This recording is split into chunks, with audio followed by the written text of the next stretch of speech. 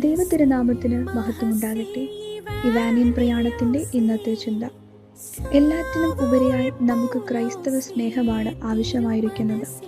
ക്രിസ്തുവിൽ നാം എല്ലാവരെയും സ്നേഹിക്കുന്ന പക്ഷം അവരെല്ലാവരും വിശ്വാസത്തിൻ്റെ ഭവനത്തിൽ പ്രവേശിക്കുന്നു.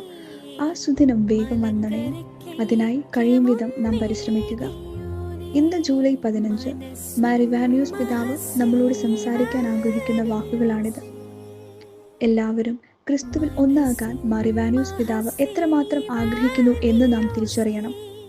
മലങ്കര സുറിയാനി കത്തോലിക്ക സഭയുടെ ജീവനും ജീവിതവുമാകുന്ന നാം ഓരോരുത്തരും ഈ ദിവസം പ്രാർത്ഥിക്കേണ്ടതും അതിനുവേണ്ടി തന്നെ.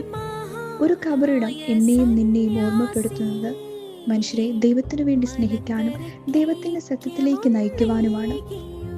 ആ വന്യതാതൻ എനിക്കും നിനക്കും മുന്നിൽ എന്നും ഒരു പാഠമായി, എന്നും ഒരു മാർഗദീപമായി നിലകൊള്ളട്ടെ. ധന്യന്മാർ ഇവാനിയോസ് പിതാവേ, ഞങ്ങൾക്ക് വേണ്ടി അപേക്ഷിക്കണമേ.